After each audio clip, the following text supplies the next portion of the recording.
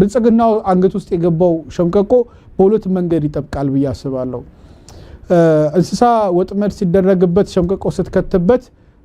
ከደነበረና ለማምለጥ ከሮጠ ያው የበለጠ እንትኑን ሸምቀቆን ያጠበቀው ይመጣል እንግዲህ ካልቆመ ራሱ መደናበሩ ሲጣርጎ ያቆመዋል ማለት ነው ወይም ደግሞ አዳኙ ወይም ገመዱን ያጠለቀበት አከል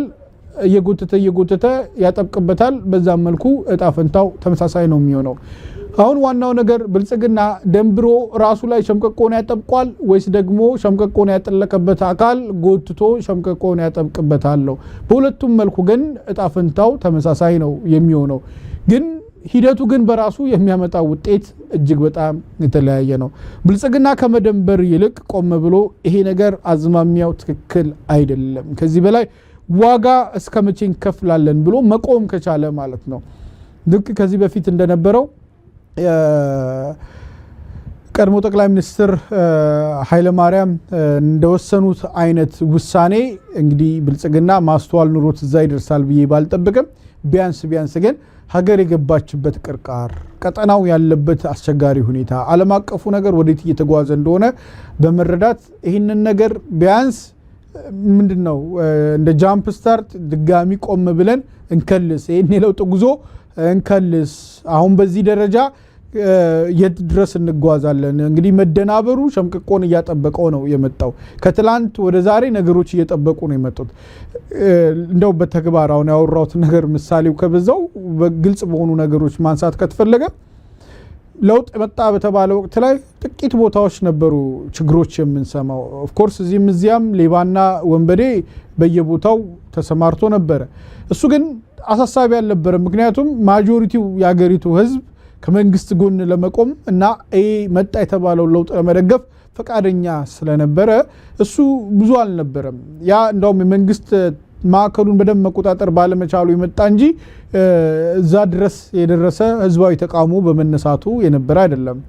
ከዛ መጀመሪያ ትጥቅ ትግል የሰማነው እንግዲህ የኦሮሚያ ክልል ላይ የኦሮሞ ነጻነት ሰራዊት የጀመረው ትጥቅ ትግል ነው ቤኒሻንጉል ላይ ሌላ ነገር ቀጠለ ትግራይ ላይ የነበረው እንግዲህ ምንድነው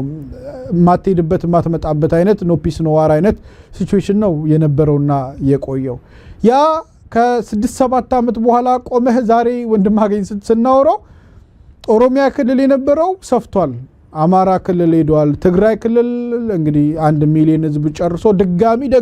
ድጋሚ ያገሳ ነው ለሌላ ጦርነት ዙሪያ ገባውን ማየት ነው ይሄ በደንብ ያስረዳል ብዬ አስባለሁ አንድ ክልል ላይ አንድ አካባቢ ላይ የነበረ ከኦሮሚያም ደግሞ በጣም ጥቂት ዞኖችና ወረዳዎች ላይ የነበረ ነገር ሰፍቶ አሁን መንግስት ነው ተሰብስቦ እዛቸው ፓርክ አካባቢ ተቀምጦ ያለው ማለት ነው የቀረው ያገሪቱ ክፍል ራሳቸው የመንግስት ባለስልጣናት በአውሮፕላን የሚመላለሱበት በእግራቸው አይደል በመኪና አይደለም በሌላ መንገድ በፍጹም አዲስ አበባ ተቀምጠው ክልል የሚያስተዳድሩበት ሁኔታ ነው የተፈጠረው ማለት ነው ስለዚህ ይሄ ሸምቀቆ እየጠበቀ መሆኑ ይሄ ካላስረዳ ምን ሊያስረዳ እንደሚችል አላውቅም ከጎረቤት ሀገራት ጋር ባለው ግንኙነት ከወሰደን ትላንት በነገራችን ላይ ሮይተርስ አዲስ ባወጣው ዘገባ ኢትዮጵያ ቦሳሶ አካባቢ የነበራት እዛ አካባቢ ያለው የሶማሌ ክልል ላይ የነበራትን ኃይል ሉዝ አርጋለች የቱርክና ግብጽ የሚረዱት የሶማሌ መንግስት ያንን አስተዳደር ተቆጣጥሮታል ስለዚህ ኢትዮጵያ ሶማሊያ ላይ የነበራት በዛ በኩል የነበራት በኢንዲያን ኦሽን ላይ የነበራት ቁጥጥር በሶማሌ ውስጥ የነበራት የፖለቲካ ተጽዕኖ እንግዲህ አስበው የፕሬዝዳንቱ ቤተመንግስትና የኢትዮጵያው እንትን ተመሳሳይ ግቢ ውስጥ እስኪሆን ድረስ ኢትዮጵያ ኢንፍሉዌንስ ማድረግ ትችል የነበረበት ሁኔታ ወይም ሶማሊያ ውስጥ ኪንግ ሜከር የነበረችው ሀገር አሁን እጇ ተቆርጦ ከሶማሊያ ላይ ተሰብስባለች ከኤርትራ ጋር በወዳጅነት አገር ውስጥ ኦፕሬሽን ታደርግ የነበረች ሀገር አሁን ከኤርትራ ጋር ዳርና ዳር ቆማ እንካሰላንታ የምትዘላለፍ ሆናለች ሱዳን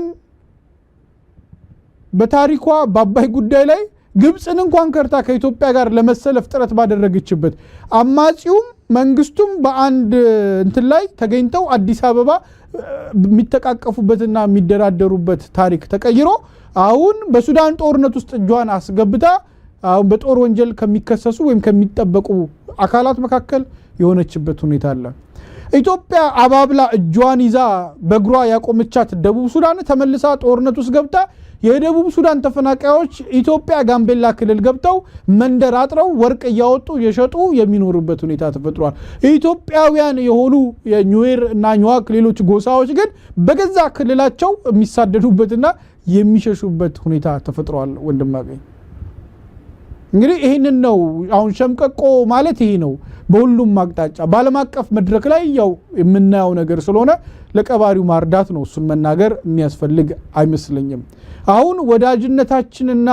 ግንኙነታችን ከነማን ጋር ነው የቱ ጋር ነው ያለ ነው የሚለውን ነገር ማየት ያለብን ይመስለኛል። እኛ ለራሷ በቀይ ባህርና አካባቢው ላይ ሀያሎና ለመውጣት ከሳውዲ ጋር ከምትፎካከር አገር ጋር ባንቀልባት አዝለን ሌላ የራሳችንን ጥቅም የምናስከብር መስሏቸው ሊሆን ይችላል። ነገር ግን አሁን የገባንበት አይነት ቅርቃር ውስጥ ተገብቶ ነው ያለው። ስለዚህ ወንድማገኝ አሁን ያለው ነገር መንግስት በነገራችን ላይ ነዳጁም ሲወደድ መጀመሪያ እኮ ለመከላከያና ምናምን ብሎ ነበር የጀመረው። አሁን እሱ እንደማያዋጣ ስለገባው የዋና ሸቀጣ ሸቀጦች ለሚያመጡ እንዲሁም ነዳጅ ለሚያመላልሱ ቦቴዎች የመጀመሪያ አንደኛና ሁለተኛ ቅድሚያውን ለነሱ ሰጥቶ ድጋሚ ሪቫይዝ ያደረገበት ሁኔታ ነው ያለው። በዚህ መንገድ ከቀጠለን እንግዲህ እንደ መድኃኒት ወይም እንደ ክትባት ነዳጅ በጠብታ የማይደርስበት ዓለም አቀፉ ነገር ለውጥ እስካልመጣ ድረስ ማለት ነው። በነገራችን ላይ እንኳን በኢትዮጵያ ሁኔታ አሜሪካ በጣም ከፍተኛ የዓለማችን ነዳጅ አምራች ሀገር እንኳን ሆና አሁን ያለው የኢራን ጦርነት ቢቆም እንኳን ያለውን የነዳጅ ዋጋ ለማረጋጋት ብዙ ወራትና አመታት ይወስዳል። አሁን የተናጋው የዓለም ኢኮኖሚ በቀላል አይደለም የሚመለሰው። ወንድማገኝ ታስታውሳለህ ኮቪድ አበላሽቶት ነው የነበረው። ከኮቪድ በኋላ ገና ለማገገምና ይሄ ወደ ኋላ የነበረውን አቅርቦትና ፍላጎት አለመጣጣም ለማስተካከል ጥረት እየተደረገ ገና ዓለም ቀና ማለት ሲጀምር ነው ይሄኛው ነገር የተጨመረው ማለት ነው። ስለዚህ ከዚህ ውስጥ የማገገምና የመውጣት ነገር በጣም ለብዙ ሀገራት የህልውና ጉዳይ ነው የሚሆነው። ምናልባትም አንዳንድ መንግስታትን በቋፍ ያሉ መንግስታትን ገፍትሮ የሚጥልና የሚያፈርስ ነው የሚሆነው። ኢትዮጵያን ደግሞ በታሪክ ከመጣን የንጉሱንም የሌሎቹንም ታሪክ ብናይ የነዳጅ ጉዳይ በቀላል የሚያልፍ አይደለም። ከፍተኛ የሆነ ህዝባዊ ቁጣን የሚቀሰቅስ ከፍተኛ የሆነ አመጽ የሚያነሳሳና ህዝቡን በቃ ወይ አይኑ ያየ ተርቦ የመሞት ወይም ደግሞ ታግሎ ጮሆ የሆነ ነገር የማድረግ ሁኔታ ውስጥ የሚከት ነገር አጣብቂኝ ውስጥ የሚከት ነገር ነው የሚሆነው። ስለዚህ ይህንን ጉዳይ ቅድም እንዳልኩ ብልጽግና ደምብሮ የበለጠ እየደነበረ እያጠበቀው ይሄዳል ወይም ደግሞ ገመዱን የከተተበት እየጎተተ ያጠበቀበት ይመጣል። መፍትሄው ግን ከሁለቱም መንገድ ገመዱን ማውለቅ የሚቻለው ቆሞ ምክክር፣ ውይይት፣ ሽግግር ማከናወንና ማድረግ ሲቻለው ብዬ አስባለሁ።